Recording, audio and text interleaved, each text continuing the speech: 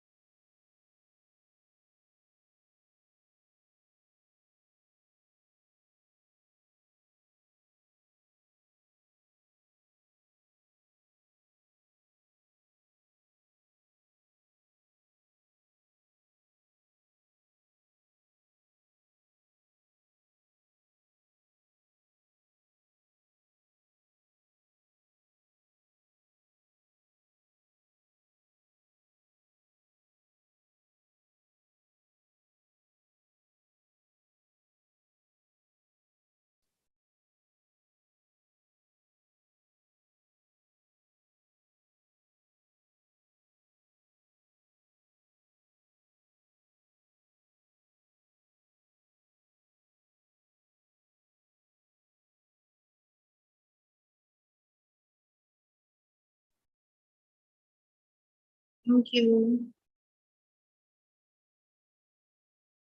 So glad to see so many of you joining us today. And as you all know, we are here to celebrate the beginning of Samata, the launch of Samata.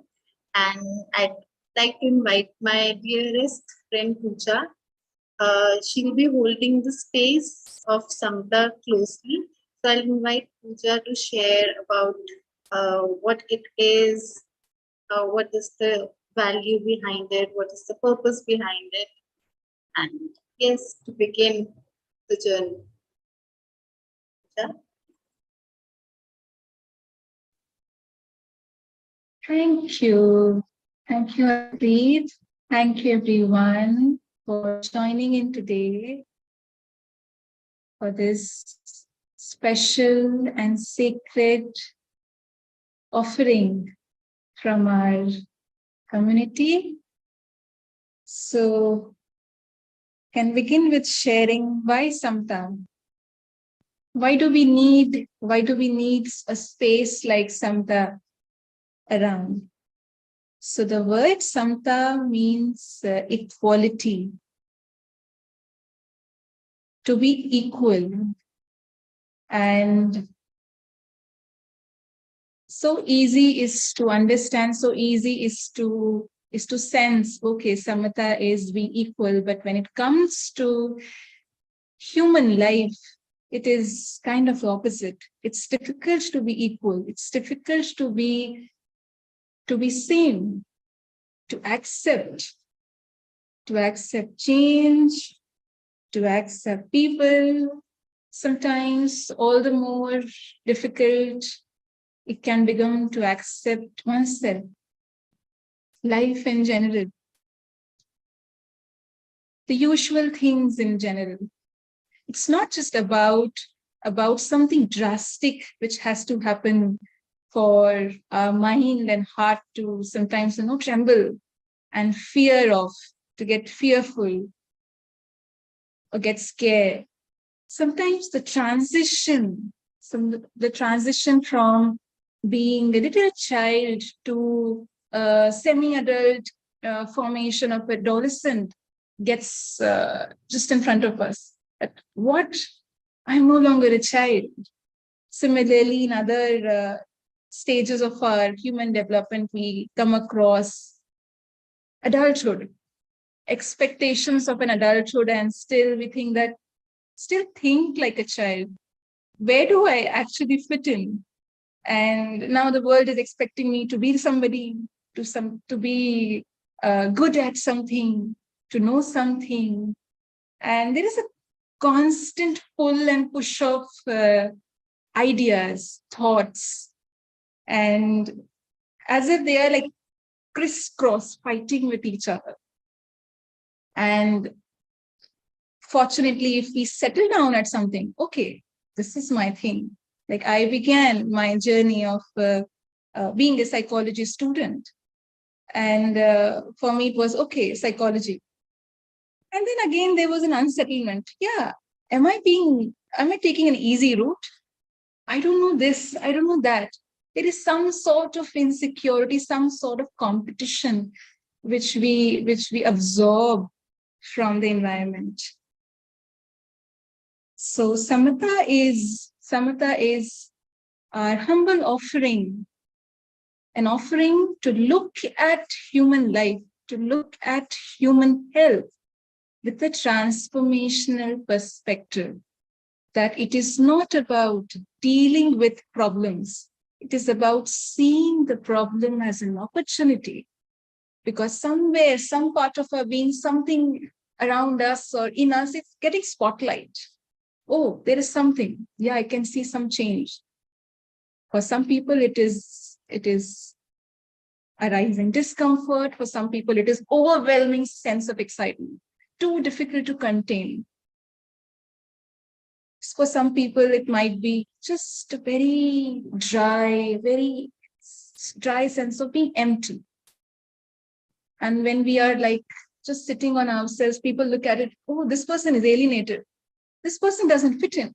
And all of these things come up. So Samatā is a mental health, a regenerative mental health center offered by Purnam Centre for Integrality, which looks at mental health with a transformational perspective, with a growth perspective. In one line, if I have to put our aspiration, is from crisis to consciousness. Even the tiny bit of discomfort or darkness which we sense within or without can be a beautiful, wonderful gift to overcome that, to become something we deeply, deeply desire for.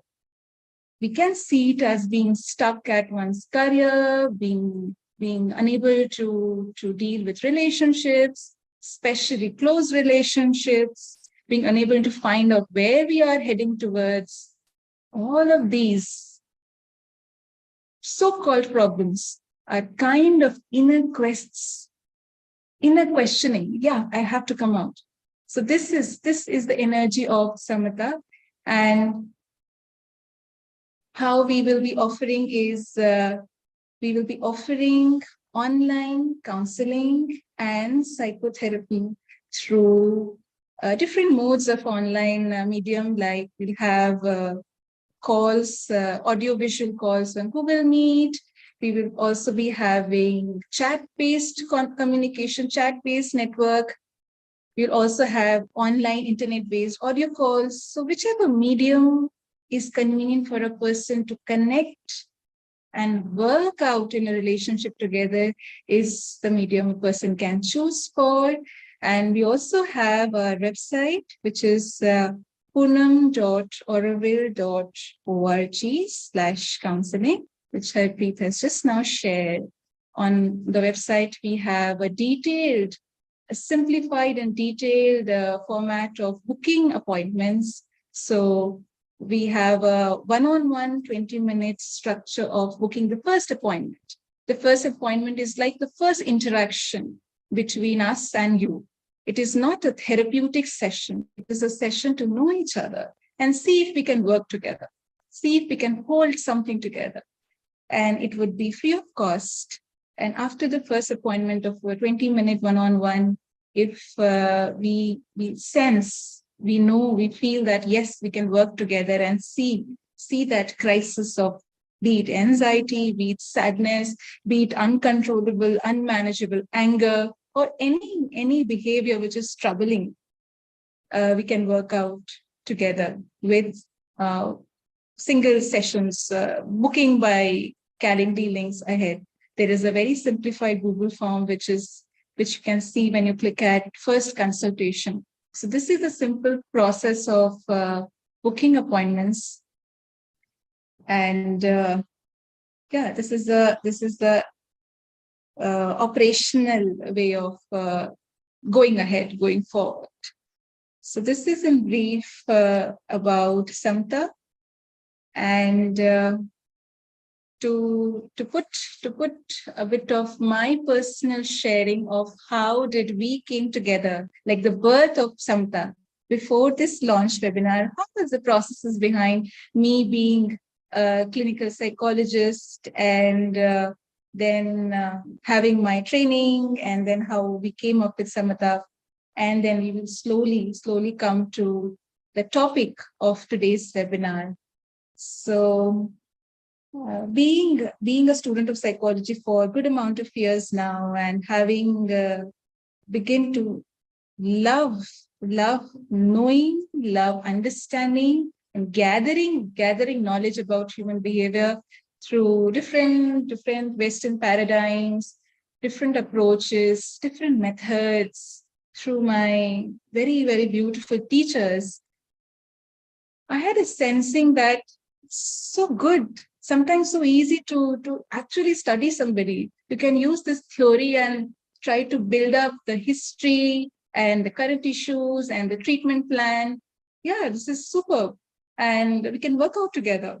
And there are multiple workshops and programs also available, especially more available in the present day world.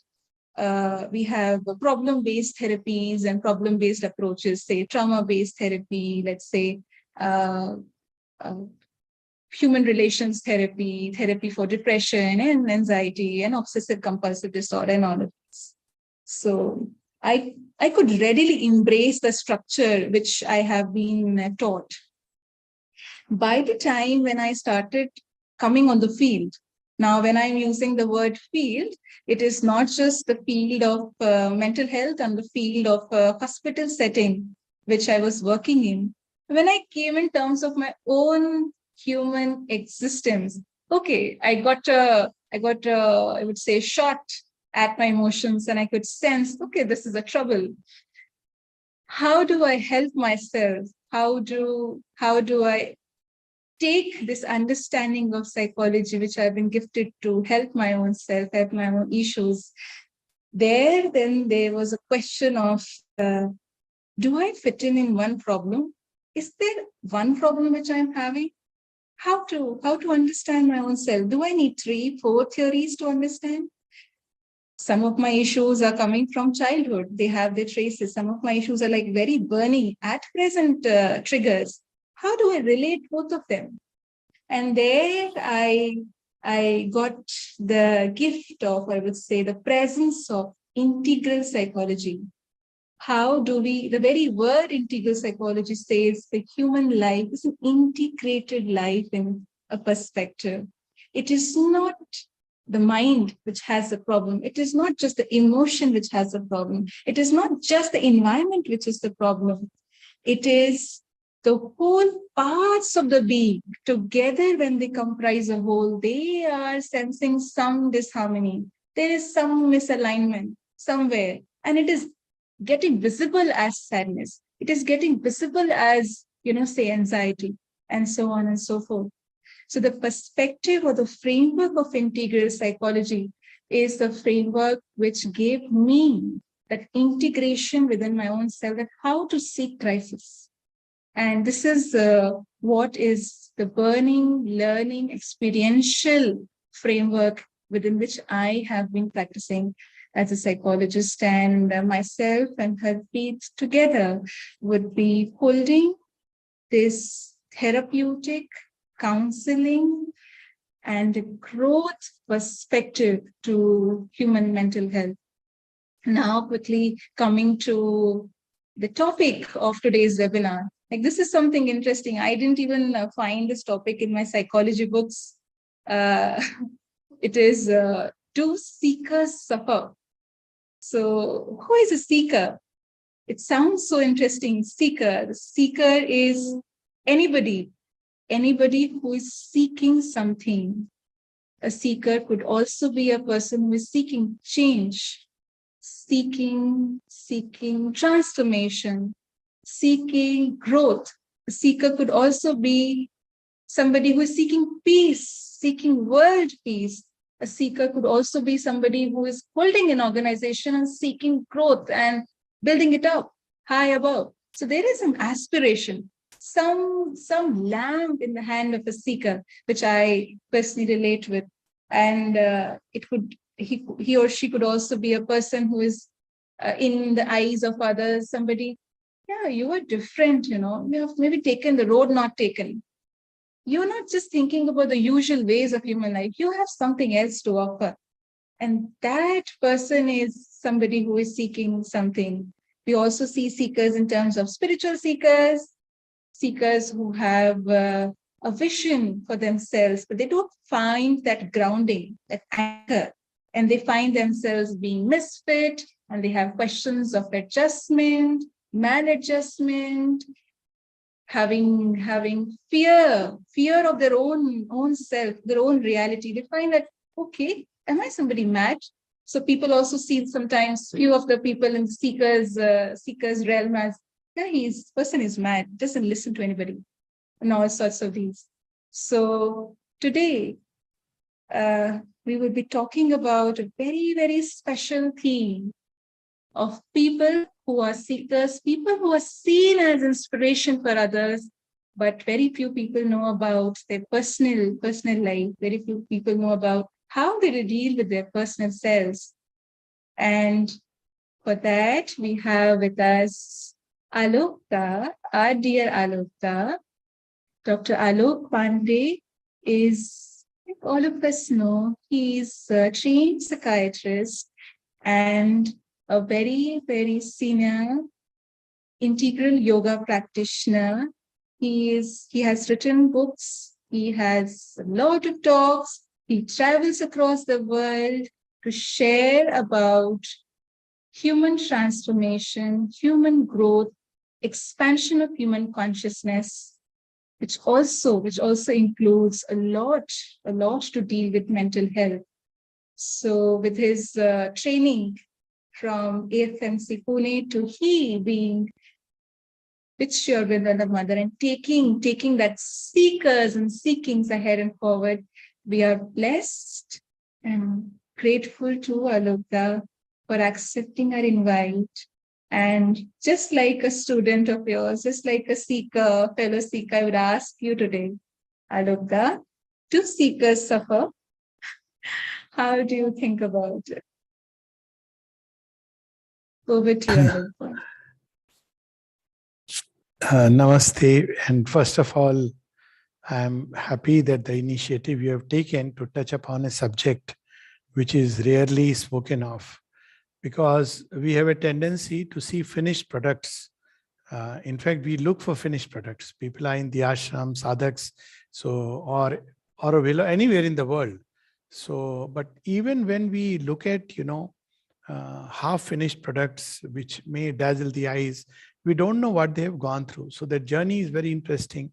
And when you read accounts of Sri Aurobindo and the mother dealing with their disciples, it is so interesting and fascinating. And I don't want to mention those stories because it's as if, we are trying to touch upon their difficulties and challenges. But we will talk about it in the broad framework. And the framework starts this way, that as a psychiatrist, now, before people are taken into the ashram, we have to do their health checkup, whether they are physically and psychologically fit.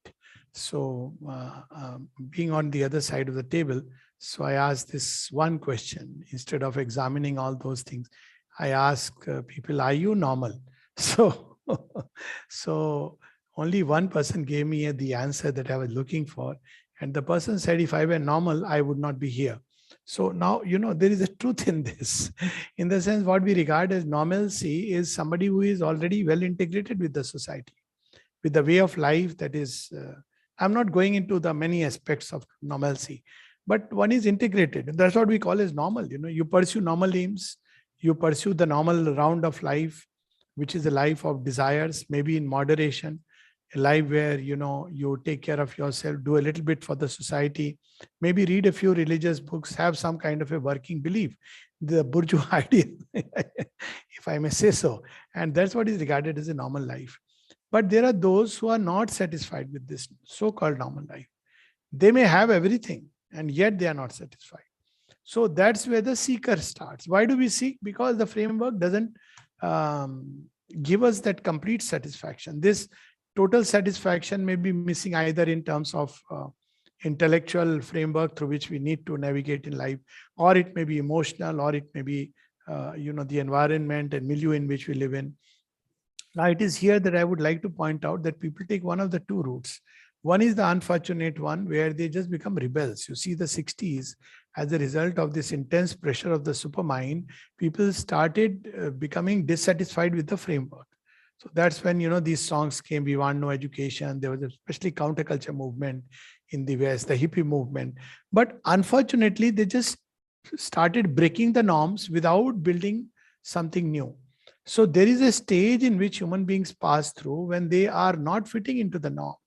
And there is a new subjective self which is emerging. Sri Aurobindo spoke about it as the subjective stage, where you want to assert that, well, this is me and I want to express myself, whichever way.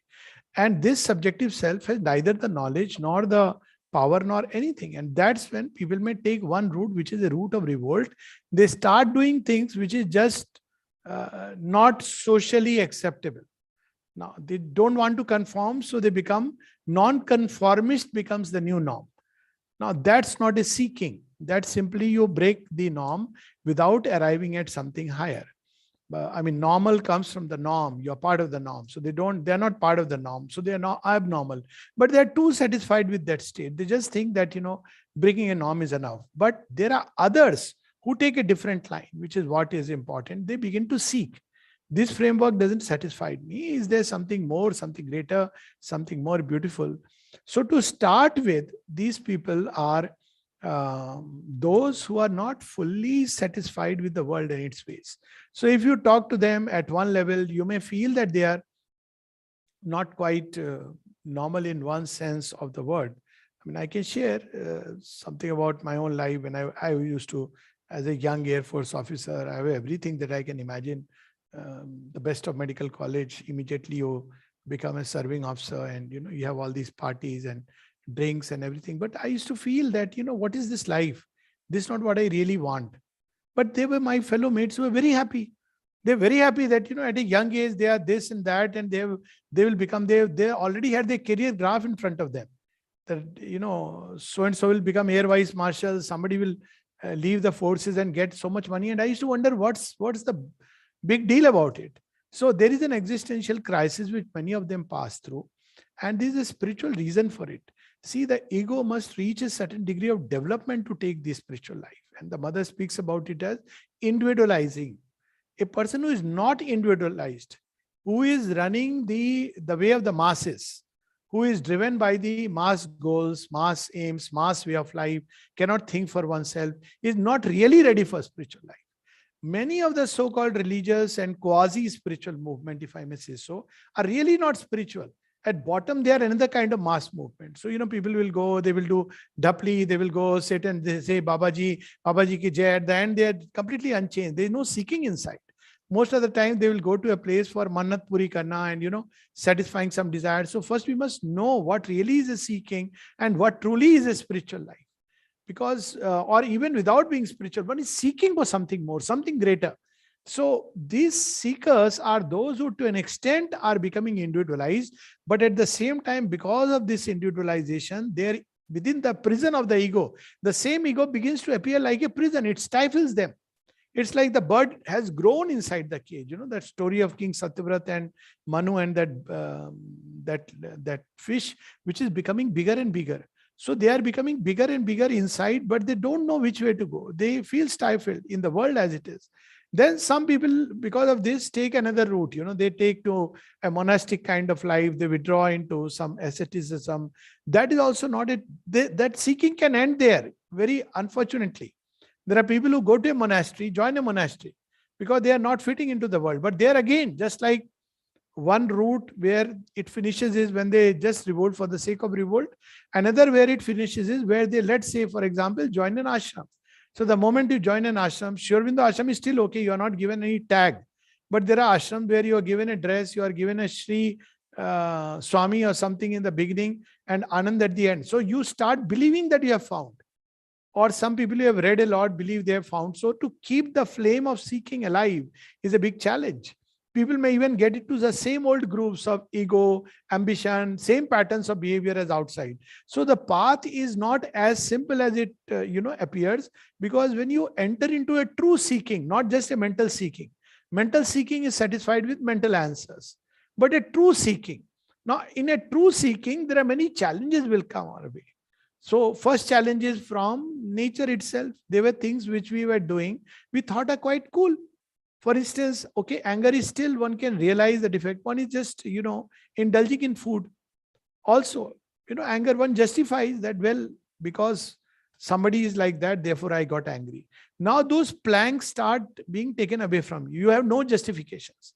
You can't say anger is justified. Even if somebody is abusing you, still you are not supposed to be angry, because you are the sadhak, not the other person. And that's how, you have letters of Sri Aurobindo.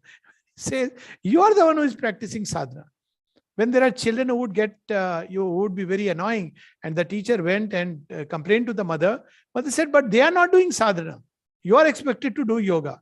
So, there is a new challenge which comes, which we don't experience in ordinary life. By ordinary life, I mean that life which has ordinary aims. It may be a very difficult life, but the aim is still small. The moment you want to reach out to the skies or climb Mount Everest, then the challenges are very different. In the beginning, you will have everything that anybody else has. But as you begin to climb, the same things which you felt were normal begin to appear abnormal. And they are, because they drain us, they pull us back. One realizes that, well, my meditation is not good if I, indulge in these activities. If I have a heavy meal, if I am angry, it spoils, it robs me of whatever I may have gained. So the same normal nature begins to revolt against us, and it is one level of difficulty and the challenge that a seeker faces. This question about, do seekers face difficulties? Now, most seekers learn to navigate, they understand, they they burn the bridges of justification, they try to study, they use the discerning mind, and they focus on the growth of the psychic being, on the positives which can fight the negative, rather than just getting engaged with the negative. That's one recommendation, that when you face the difficulties, don't get into a constant fight with the negatives. Build the positive. That's why Mother and Sri Aurobindo said, build a basis of calm, peace, equanimity. Samatā is, I think, the name of your program, so that we can much better, we can blunt the edge of these attacks. But then this is not enough. As we advance on the path, initially it was just what we called as normal nature. Then there are adverse forces. They try to challenge us. Why? Because they want to see whether we are really sincere or not. It's very easy to start a journey. Many start a journey. That's why it is said, many are called, few are chosen. So there are many who come, they start the journey very nice. It's like a party. Everybody is very happy that now I am entering a spiritual path.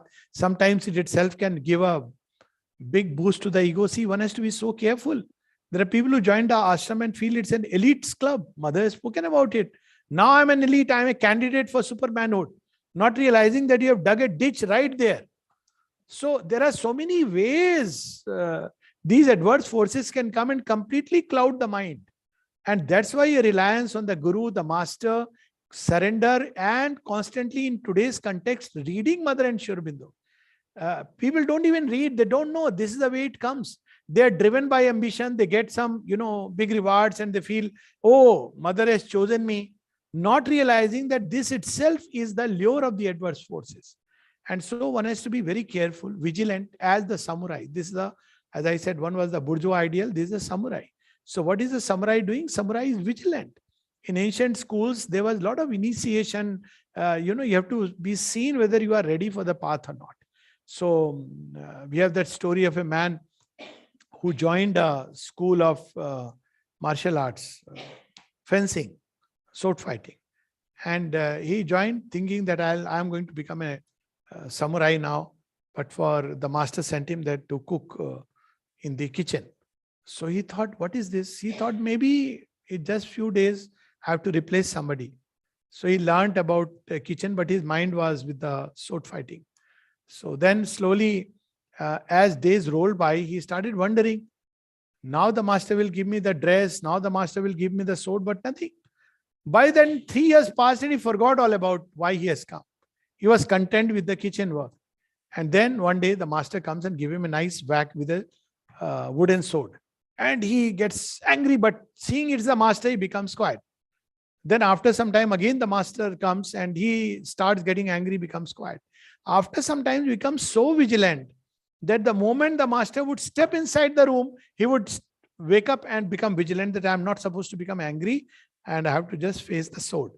That is the day when master said, now you take the real sword and come out. So there is a long passage, preparation. So spirituality is not like a McDonald's, those fast food spirituality where you are given 14 days course. We should be very, very careful. These things are feel-good factors. Let off some money from the pocket, it's a different thing. But real spirituality always was something which was meant for the courageous, meant for the heroic soul. Another story of a man who goes for initiation, the master says, come, let's play chess. He's a chess expert. So he says, okay, fine, that's okay. So he says, but remember one thing, whoever loses, his head will roll off. Now he's playing chess with all his concentration. So he learns concentration. Then the master is also playing. Both are good. Then deliberately the master makes some mistakes and he reaches a point where he can now win. Now that's where he ponders that, well, if I win, the master is going to be killed. But is it really good? My life is not really worth it. My master is initiating so many. Now, why should I really win the game? And he deliberately makes a move to lose. And the master notices it. He puts away the chess and says, now you come in, you are ready for being initiated because you have the compassion. So there are some attitudes and qualities which have to be developed. That's why we see the mothers, those 12 petals. It's not like I learn a technique and I get it. Those who are looking for that kind of thing are really, who are not ready to go through the labor. So the mother says in this yoga, there is nothing like a pre-initiation test. But once you are in it, there are several ways the test will come. Sometimes you are at once being tested as well as you are an examiner. And she says, but do not think you are examining anybody. It's dangerous. Always be humble. So humility, vigilance, sincerity, they prevent us. These forces will come and suggest quietly, you're a great fellow, And then if we receive and accept that suggestion, forget that all greatness belongs to God. We are opening a door to disaster. Even if disaster doesn't come, we have missed the aim. Or they will do other ways. Will not be able to overcome a difficulty, challenge, and they will tell you, you are unfit, you are in the wrong place, you made a wrong choice, as if, the one who called us made a wrong choice. That's when we have to remember so many letters of Sri Aurobindo and the mother.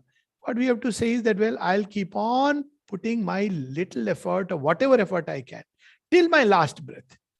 Who knows when this is going to succeed? That 100th monkey or that last stroke which opens the door.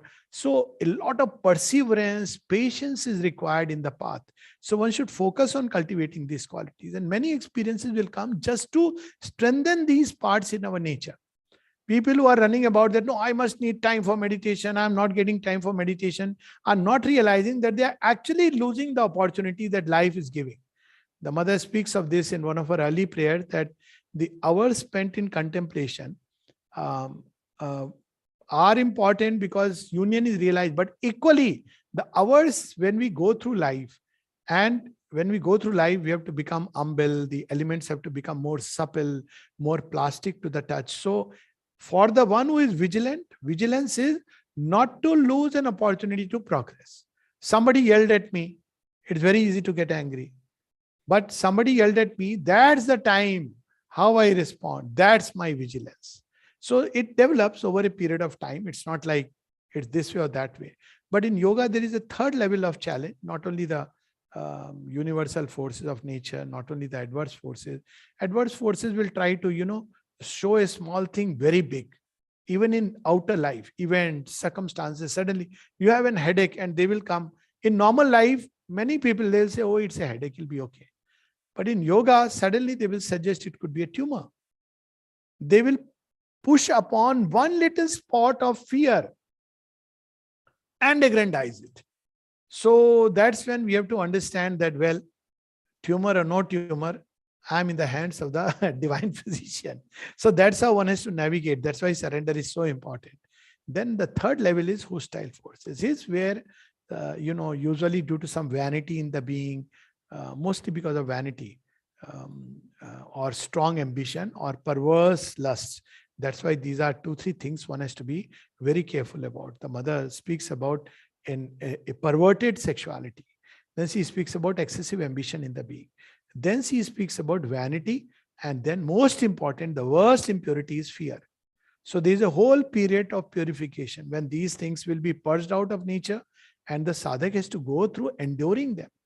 In ordinary life, they are all put under a nice cover. Everybody believes they are very good. And to make us look good, they wear nice dresses, speak very chaste English, and come and behave in a certain way. And everybody believes they quote from, Swami Vivekananda and this and there. And you may be, or, they may look like Babaji or Swamiji, and you can be easily carried away. It's a show, a sham, a facade, which won't last for long in spiritual life. Sri Aurobindo particularly cautions against this.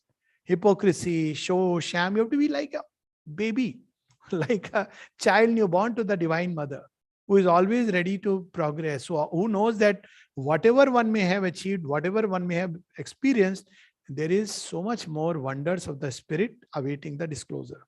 So these are the different challenges one faces. But there is a fourth level of difficulty, to say the least, even when we have successfully negotiated through all these challenges. Then our being begins to become wider and wider. We enter into cosmic consciousness, big word, but well, we do. And one becomes the representative of a cosmic difficulty and a cosmic possibility. So let's say in ordinary life, there is, let me put it semi-humorously. Some people believe that, great men don't make mistakes. Well, great men make great blunders, because whatever they do will be in proportion to their height. And there are so many examples that somebody made one blunder. I put it like this. As a commoner, you can discuss, now there's a crisis going on in Sri Lanka. You may say, one should do this, one should do that, and it's okay. But if you are the head of a state and you make a blunder, you may be killed by it. So as we rise, we have to actually keep growing in sincerity and surrender. So one has to remember that the higher we rise, the more humbler we should become. And sign of surrender is that we become humbler. We begin to depend more and more on the divine. And therefore, when the being grows into wideness, more and more challenges, difficulties of others, those who are near us. That's why it's so important to be clear about the company one keeps. These challenges come, vital interchanges, all kinds of company, all is one, all is good, all kinds of confusions in the mind.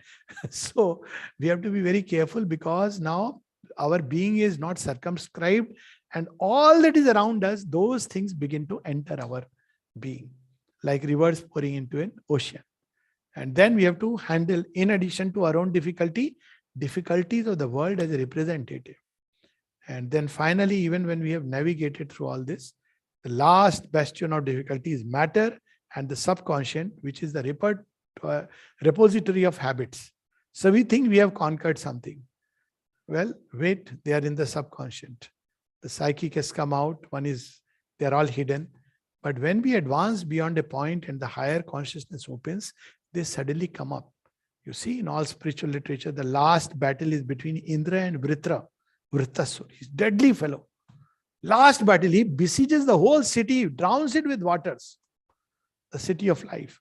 So that's why it's so important to have within oneself the heroic warrior who doesn't succumb, who is ready to face all kinds of challenges and difficulties. That's why in this yoga, Sri Aurobindo would not take anybody and everybody just like that. In fact, in any yoga, because yoga is an unprecedented adventure. It's an adventure which people have hardly undertaken, very few.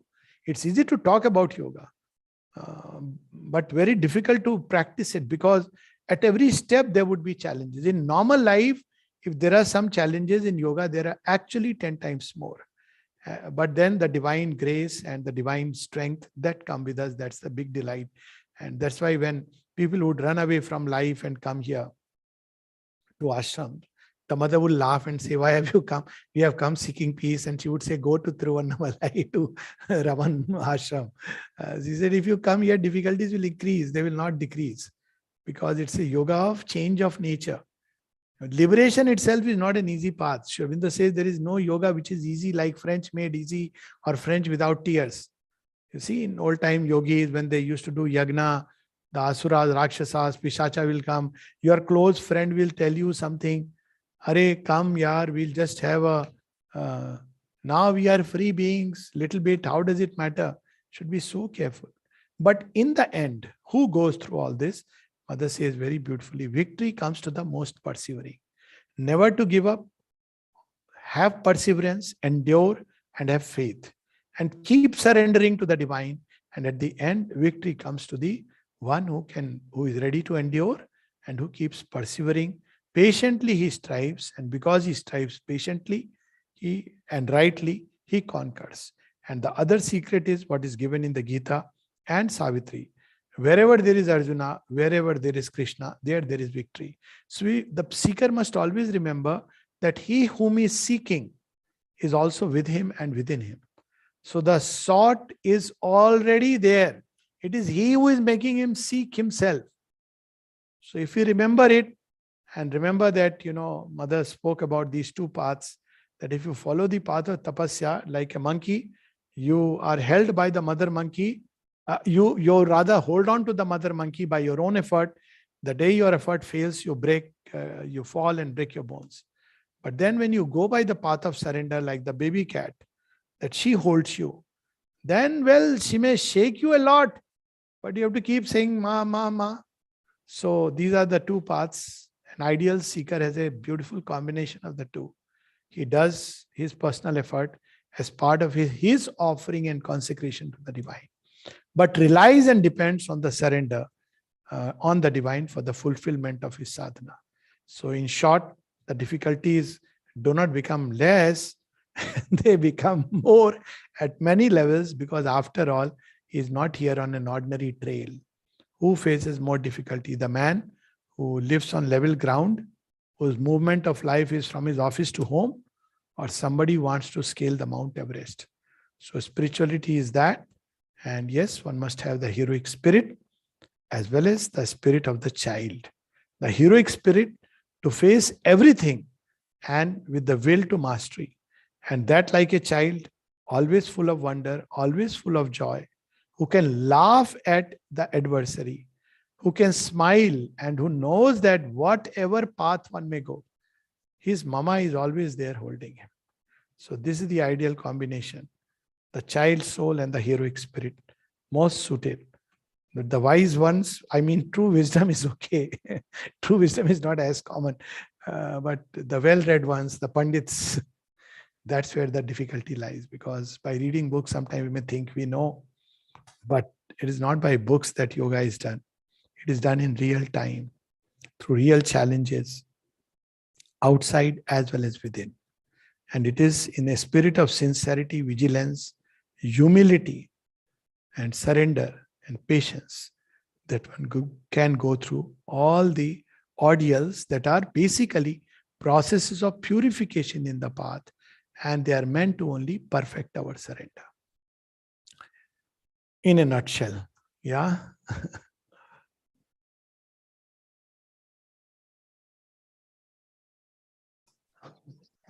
Thank you so much, Alok. So, taking Alok's word that being a soul of a child and having the spirit of a human being in the path of carrying the little sincere, soft, innocent child within, in the path of life, we often face a lot of mental and emotional obstacles. And there comes an opportunity to come together and work rather than being stuck somewhere. We have multiple doorways, multiple openings to come forward and see what it is. What is the true sense? What is the true meaning behind this pain, intense pain, which is feeling like so much of a shrinking and being alone and associated difficulties. So through Samata, we wish to offer, to the world a regenerative perspective to mental health. And for that, one need not identify, one need not even know that one is a seeker or a spiritual seeker. It is also what in usual sense we see mental problems as.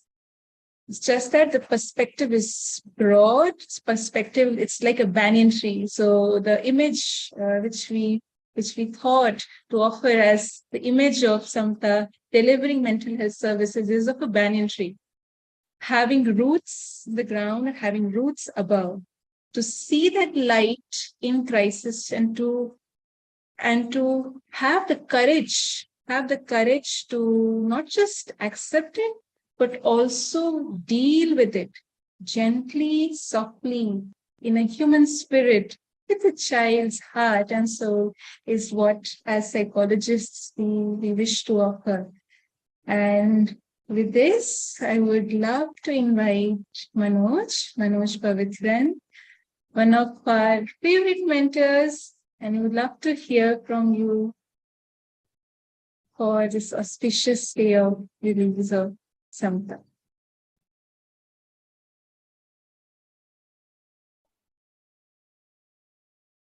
Thank you, Pooja. Thank you, everyone. Thank you, Alok, for the lovely sharing. In general, we see that the difficulties in the world is growing. There is an increasing tension, anxiety, and breakdowns. And things are accelerating. With lockdown made it worse. And inner difficulties are growing like an epidemic everywhere. And we meet more and more people deeply challenged, confused, perplexed. And particularly when you're a seeker, the challenges multiply.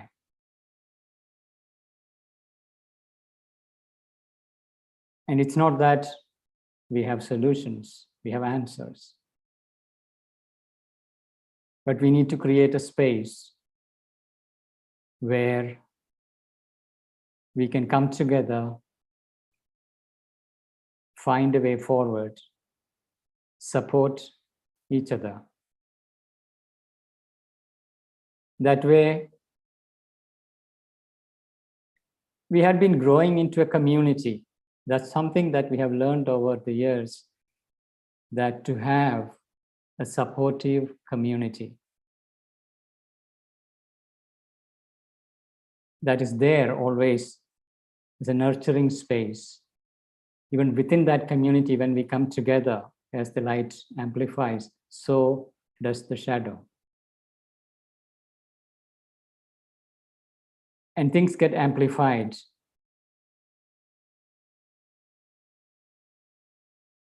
And we have to find a way forward.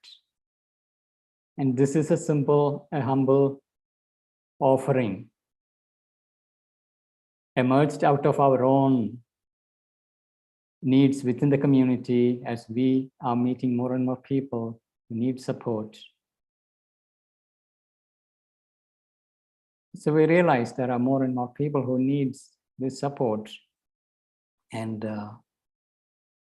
thus, I'm so glad Pooja and Harpreet both are trained, highly qualified, who offered their help, offered their service. And thus this center was born. And today is an auspicious day, Guru Purnima. And we hope with this offering, we can increase our support systems, a loving community, a nurturing community. And looking forward to see the way it unfolds and growing towards greater light and health and well-being for all. Thank you, everyone. Over to you, Pooja. Thank you. Thank you, Manoj. I would now love to invite Divyanshi, our most beloved, sincere Guru on this auspicious day of Guru Purnima. And she herself is a student of psychology. She began her journey with psychology. Would love to hear you.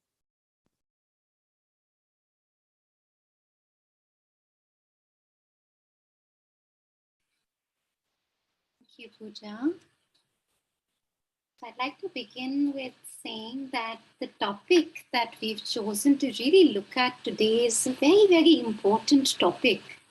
And I see most of us in the audience, and that's probably the reason why we joined this particular webinar, is because somewhere we identify ourselves as a seeker.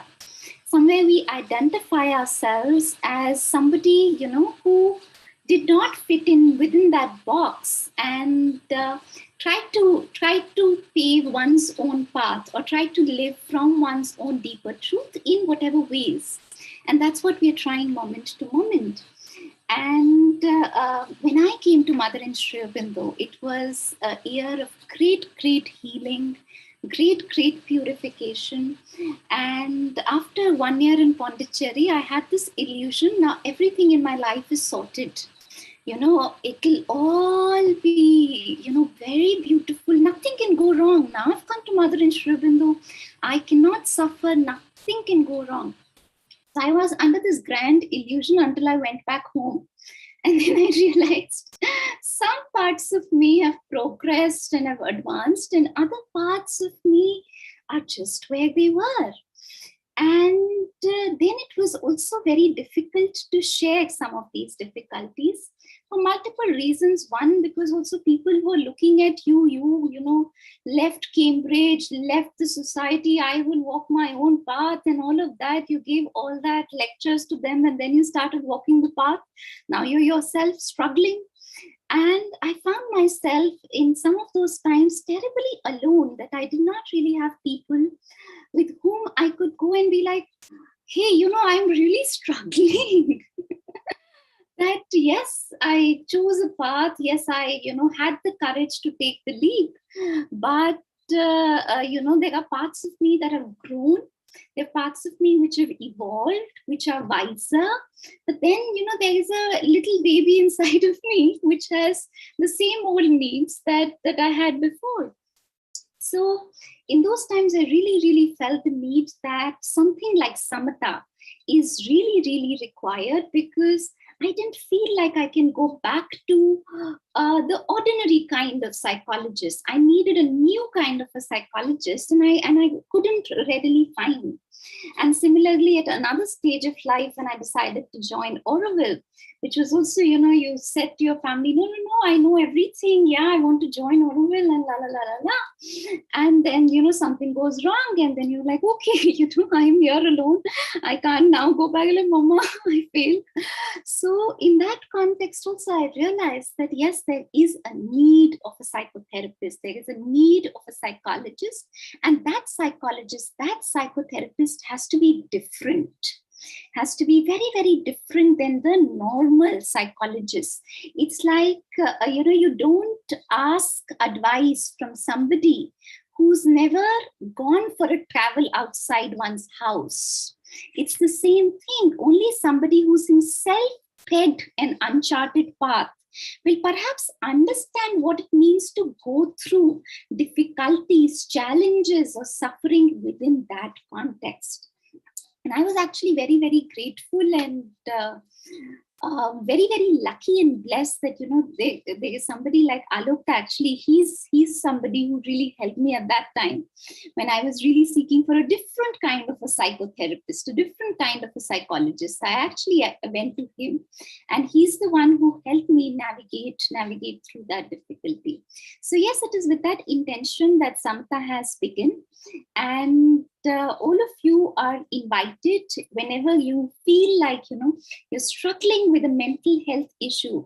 First, not to feel like, because I often feel like this, that, I am meant to be a sadhak. Now, what is this anxiety? What is this fear? Like, you're not supposed to have this feeling. You're supposed to be a sadhak. So not to beat oneself up. These are absolutely normal feelings.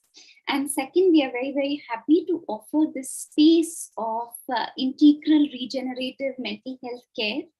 And whenever you're feeling any of these feelings, and don't feel that you're alone, that we are there with you, and Samatā is there with you. With that, lots of love to Pooja and Harpreet, who are here to hold the space. I know the two of them through our courses for the last 2 years now.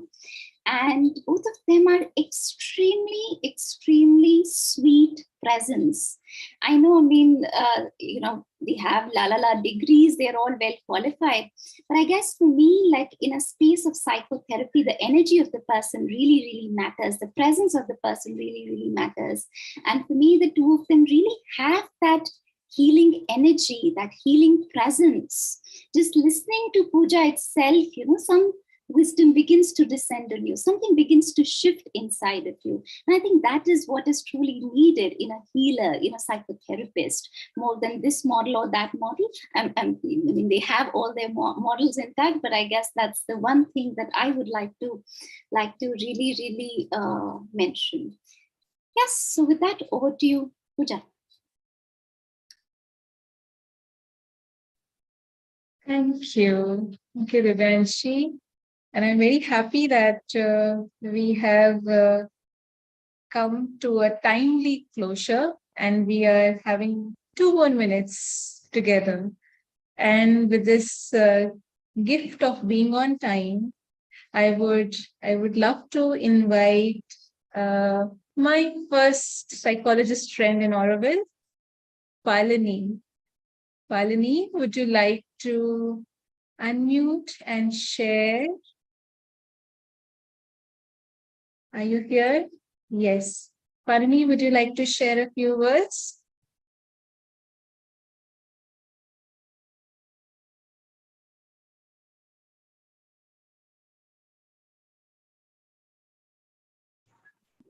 I would only say a few words. Let this program be very successful, and let all of you enjoy the whole meeting the people. And we wish you all the best.